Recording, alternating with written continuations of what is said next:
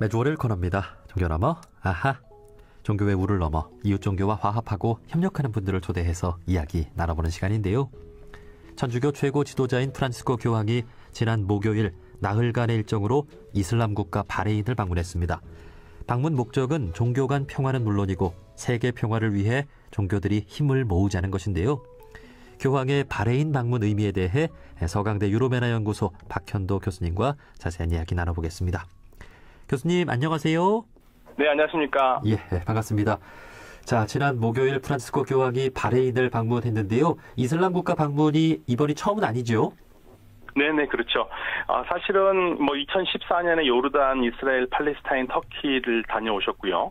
그리고 2016년에는 아제르바이잔이나 아르메니아, 그리고 가장 최근에는 2019년에 가장 전 세계 언론의 주목을 받았던 게 아랍에미레이트를 방문하신 게 상당히 주목을 받았거든요. 예. 그리고 2021년에 이제 이라크를 전쟁의 그 포화와 IS 테러에 휩싸였던 이라크를 다녀오신 게 가장 최근이고 이번에 이제 바레인을 가신 겁니다. 예.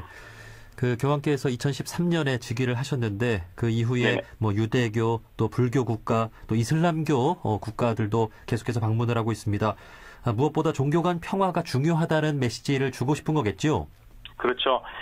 사실은 어느 교황님보다도 이 프란치스코 교황께서는 이 종교 간 평화를 강조를 하고 계시고요. 또 이제 혹자는 천주교가 교세를 늘리려고 그러는 거 아니냐라고 보는 시각도 있지만 사실은 이 프란치스코 교황께서 하신 말씀 중에서 굉장히 심금을 울리는 말이 있는데요. 중동 지역에 있는 가톨릭 신부 수녀들에게 직접 선교를 하려고 하지 말아라. 예. 개종을 시키려고 하지 말고 그리스도인처럼 사는 모습을 보여달라고 할 정도로요. 그런 교세를 늘린다는 것보다는 종교 간 평화에 상당히 많은 애착을 갖고 계시는 분입니다. 예, 그러니까 이웃 종교를 그만큼 존중하는 마음이 크신 것 같습니다. 자, 그러면 이번에 바레인을 방문한 목적은 무엇일까요? 사실은 이제 바레인 방문은 상당히 의외인데요. 바레인에서 교황을 모셔서 최근에 바레인에서 이제 두 번째로 성당이 문을 열었어요. 작년 12월 달에 그 성당을 새로 지었는데요. 그 성당을 교황께 이제 보여드리고 싶은 마음도 있었겠고요. 그리고 바레인이 여느 주변의 국가와 마찬가지로 새로운 비전을 가진 국가로 나아가려는 목적을 가지고 있거든요. 그러기 위해서는 일단 평화와 종교 간 대화에 힘을 쓰고 있다라는 것, 그리고 국가 이미지를 더 아름답게 보여주기 위한 그러한 목적들이 있었던 것 같고요. 교황께서는 이번에 아라비아 반도에서 드물게 성당이 2개나 있는 바레인을 방문하면서 종교 간 평화를 강조하는 좋은 기회로 삼은 것 같습니다. 바레인의 천주교 두 번째 성당이 문을 열었군요. 네, 그렇죠. 이게 사실은 이 바레인의 중동 최초의, 이 지역 최초의 성당이 오랫동안 있었고요. 또 작년 12월 달에 이 연성당은 아라비아의 성모 성당인데요. 무려 2,300석이나 되는 큰 성당입니다. 예. 교수님께서는 이란에서 오랫동안 공부하셨잖아요. 네네. 이렇게 중동 국가들에도 성당이나 교회들이 종종 있습니까? 네, 이란에도 성당은 있습니다. 그래서 종교 생활을 하고 있고요. 그리고 바레인도 하고 있는데 사실은 이렇게 공개적으로 성당을 다닐 수 있는 나라가 드물어요. 바레인은 굉장히 놀라운 거죠. 일단 사우디아라비아 같은 경우에는 성당 같은 게 없거든요. 교회도 없고요. 네. 네, 그래서 이 바레인 성당으로 사우디에서 성당 가고 싶은 신자들이 바레인으로 넘어오기도 하죠. 그렇군요. 일요일마다요. 예. 네. 자, 무엇보다 러시아와 우크라이나의 전쟁이 장기화되고 있어서 세계 평화가 절실한 상황입니다. 지금 어느 때보다 사실 종교가 영향력을 발휘해야 되는 때가 아니겠습니까? 그렇죠. 근데 사실 그게 쉽지가 않습니다. 이 종교가 국가를 초월해서 보편적인 메시지를 전하고 그래야 되는데, 그리스도교지만 러시아와 우크라이나가 이 전쟁에 대해서 한 목소리를 내지 못하고 있거든요. 네. 참 비극적인 현상입니다. 예. 이 이슬람교의 영향력, 사실 뭐 천주교인 수보다도 이슬람교인 수가 세계적으로 더 많을 정도로 세계적인 영향력은 굉장히 큰 거잖아요. 그렇죠. 이 천주교에서 이제 그 항상 통계를 만들고 영감을 내는데요. 2008년에 천주교에서 바티칸 영감을 내면서 역사상 처음으로 무슬림 신자가 카톨릭 신자를 넘어섰다라고 공개적으로 얘기한 적이 있습니다. 당시 2006년 기록을 가지고 통계를 낸 건데요. 무슬림이 전 세계 인구의 19.2%고 카톨릭이 17.4%로 나왔어요. 네. 무슬림 수는 약 13억 정도로 그때 보였고 천주교 신자는 한 11억 3천만 명 정도로 보이는데요. 이미 이제 뭐 카톨릭 숫자를 넘어섰고 아마 이러한 추세라면은 곧 전 세계 그리스도교인 숫자보다도 무슬림 숫자가 더 많을 겁니다. 네. 그만큼 영향력도 더 커질 거고요. 그러면 이제 세계에서 가장 영향력 있는 종교 하면 이제 천주교 또 이슬람교 이 두 종교를 꼽을 수 있을 텐데 세계 평화를 위한 목소리를 내고 영향력을 발휘하는 것은 사실 뭐 교황께서는 열심히 하고 있는데 이슬람교는 사실 그런 쪽에서는 좀 약한 것도 같아요. 그렇죠. 아무래도 이제 그 천주교는 특성상 중앙에 본부가 있고 그 본부가 로마 바티칸이고 이 바티칸을 정점으로 해서 신자들이 그래도 결속력을 가지고 있는 반면에 무슬림들, 이슬람교도 그렇고 개신교도 마찬가지인데요. 한국에서도 전 세계적으로 이 어떤 이렇게 그 중앙적으로 통제할 수 있는 사령부 같은 그런 조직이 없어요. 그래서 천주교는 단일한 목소리를 낼 수 있는 반면에 무슬림도 그렇고 이제 그 똑같은 그리스도교지만 이 개신교도 그렇고 다양한 목소리가 존재하죠. 그러니까 이 이슬람은 지금 현재 이슬람은 국가 단위로 조직이 된다고 보면 될 것 같습니다. 그래서 최근에는 이 아라비아 반도에서 아랍에미레이트도 그렇고 바레인도 그렇고 뭐 아직 갈 길은 멉니다만은 그래도 세계 평화에 대해서 논제를 내걸고 대화를 하려고 하는 것은 이전에 전혀 볼 수 없었던 상황이기 때문에 저는 이걸 상당히 고무적으로 생각하고 있습니다. 예. 그 이제 뭐 천주교나 원불교의 경우 이렇게 하나된 그 결속력이 좀 강한데 이제 이슬람교도 이제 개신교처럼 이렇게 개별적인 그렇죠. 어떤 개교회주의가 좀 또 존중되고 있다고 봐야 되는군요. 네네, 국가 중심으로 보는 게 제일 좋습니다. 예. 네. 자, 프란시스코 교황께서 3박 4일간의 일정으로 바레인을 방문을 했는데 이번 방문 일정 중에 바레인 국왕이 주관한 인류 공존을 위한 동서양이란 주제의 포럼에 참석하기도 했습니다. 자, 여기 전 세계 종교 지도자 200여 명이 참석했다고 하는데 아무래도 중동 지역 지도자들이 많았겠죠?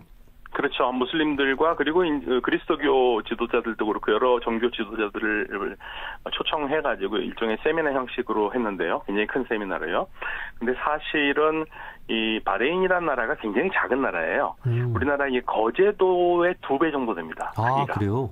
네, 거제도 2배 되는데 인구도 그렇게 많지 않아서요.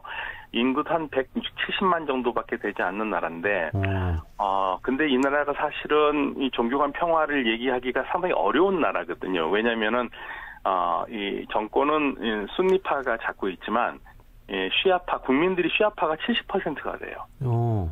네, 그리고 또 시아파들이 2011년에 민주화 시위를 데모를 하면서 또 많은 그 시위하던 사람들이 잡혀갖고 사형 선고까지 받고 있는 상황들이거든요. 네. 그러니까 이러한 상황에서 이제 바레인에서 평화를 얘기를 하니까 사실은 교황이 이 바레인에 가셔서 이 정치범들이라든지 그리고 바레인의 인권 상황에 대해서도 목소리를 높여줘야 된다라는 주문도 참 많았던 그러한 방문이었습니다. 이렇게 쉬운 방문은 아니었거든요. 그러네요. 사실 그리고 이 교황께서 이렇게 가는 길 쪽에 시위대들이 나와서 시위도 하고 있었고요. 그래서 이 바레인이 이러한 어려운 상황에도 불구하고 교황을 모시고 평화를 얘기했다라는 것은 뭐 개인적으로는 세미나만 하지 않고 이 바레인이 이 국내 정치범이라든지 인권 문제에 대해서 관심을 가지려고 하는 마음이 있을 거라고 좀 기대를 해보는 상황입니다. 네. 예, 그래야지만이 사실은 뭐 그 평화의 사도라고 하는 교황께서 가셔서 바레인과 무언가를 했다면은 그 의미가 있지 않겠습니까? 그래서 그런 부분에서 이런 평화 분위기를 이어가서 자국민들과도 정치적으로 얽힌 거 이런 것들을 좀 풀 수 있는 그런 기회가 됐으면 좋겠다는 생각을 합니다. 네. 이번 방문으로 당장에 좋은 어떤 성과를 낸다기보다도 어떤 평화의 씨앗, 어떤 희망을 좀 만들어 나가는 차원에서 의미가 있지 않나 하는 생각이 드네요. 네네. 자, 그 밖에 3박 4일간의 일정이었는데 이번 방문 중에 혹시 교수님 눈여겨보신 부분이 있으실까요? 네, 저는 사실은 이번에 방금 말씀드린 것처럼 그 시아파 사람들이 지금 많이 잡혀 있는데 반정부 혐의로요. 그분들이 어떻게 이 바레인 정부가 처리를 할 것인가라는 그걸 관심 깊게 받고, 그리고 사실은 교황에 가는 길마다 시위대들이 있으면서 계속 세계의 스포트라이트를 받고 싶어하는 시위대들이니까 우리가 너무 억울하게 잡혀 있다 이런 걸 얘기하려고 하는 사람들이 많이 있었거든요. 네. 그래서 그거를 바레인 정부가 어떻게 향후 처리할 것인가라는 것을 눈여겨봤습니다. 그런데 이제 바레인이라는 말이 사실은 이 바다가 두 개라는 뜻이거든요. 나라 이름이.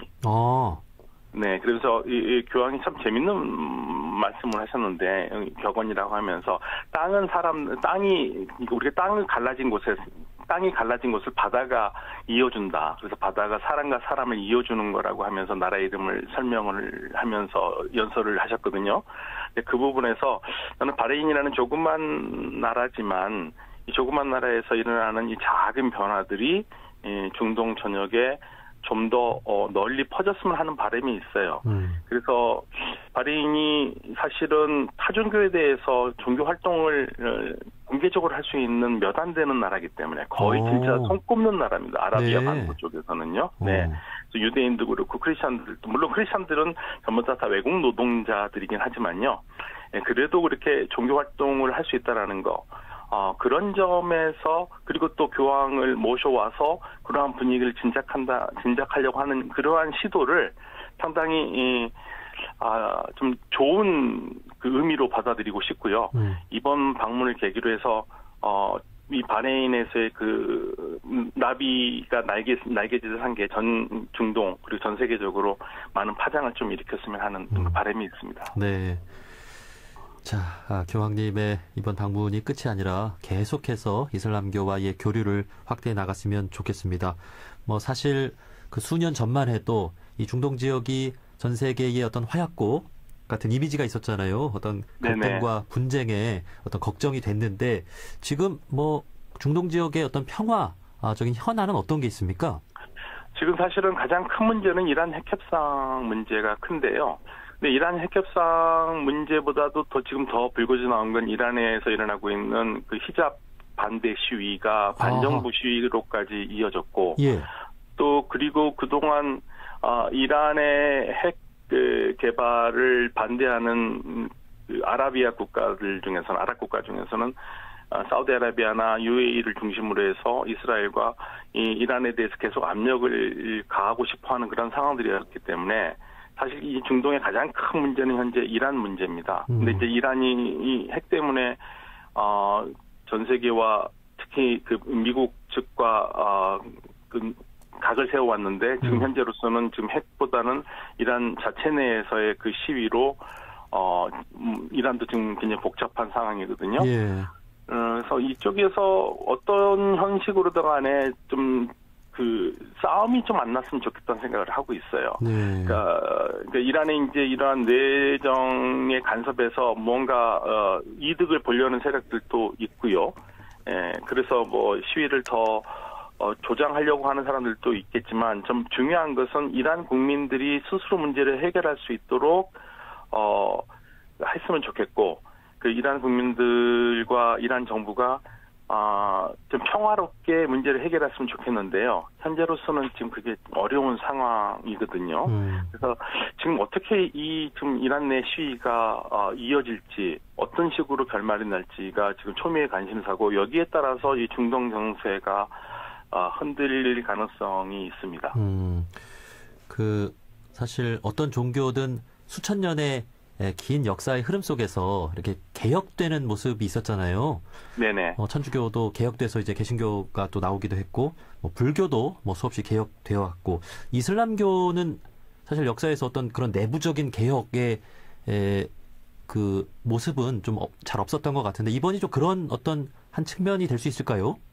그러니까 이란은 계속적으로 이 국민들이 불이라든지 뭐 압력에 대해서 저항해 온 아주 뭐 중동에서 아주 보기 드문 나라거든요. 79년 혁명도 그렇지만 그 이전부터 계속적으로 정치 권력자들과 국민들이 싸워왔었습니다. 그래서 그러한 싸움의 역사가 긴 나라인데요. 사실은 이 중동 지역에서 전반적으로 다른 지역에 비해서 민주주의라든지 인권 문제가 많다는 지적을 받고 있는 것 중에 가장 큰 이유는 자체적으로 무엇인가를 해야 될 시기에 전부 다 서구의 식민 지배를 받았습니다. 식민 지배를 받으니까 18세기 전까지는 계속적으로 자체적으로 개혁이라든지 이러한 움직임들이 활발했거든요. 근데 18세기가 지나면서 19세기로 들어오면서는 외부의 지배를 받으니까 이 시각이 외부에서 오는 압력에 대한 반응으로 나오다 보니까 이슬람교를 어떻게 새로운 시대에서 우리가 신앙생활 할 것인가 그거보다는 외부 세력과 싸우다 보니까 오히려 그러한 뭐 민주주의라든지 인권 이런 문제들에서 눈을 돌릴 겨를이 별로 없었어요. 그런데 이제는 조금을 돌릴 수 있는 시점이라고 볼 수 있는데 네. 또 지금은 또 그 석유 이런 거를 두고 에너지를 두고 전 세계가 막 싸우고 있는 상태고 그래서 계속적으로 이 에너지 때문에 전 세계에 집중 관심을 갖다 보니까 자체적으로 혼자 일어날 수 있는 힘을 길러야 되는 시간들이 사실 적죠. 계속적으로 외부에 대한 충격이 오고 있고 거기에 대해서는 답을 하고 있으니까 좀 뭐라 그럴까요? 이 지역 사람들이 스스로가 무엇인가를 할 수 있도록 좀 내버려 두면 뭔가 답을 낼 것 같은데 계속적으로 외부에서 간섭을 하거든요. 네. 그게 이 지역의 가장 큰 문제인 것 같습니다. 아무쪼록 큰 희생 없이 민주주의나 인권 차원에서 진일보하는 그런 이란 또 중동 지역이 될 수 있기를 좀 바라보겠습니다. 자, 여기까지 말씀 듣겠습니다. 서강대 유로메나 연구소 박현도 교수님이었습니다. 교수님 오늘 말씀 고맙습니다.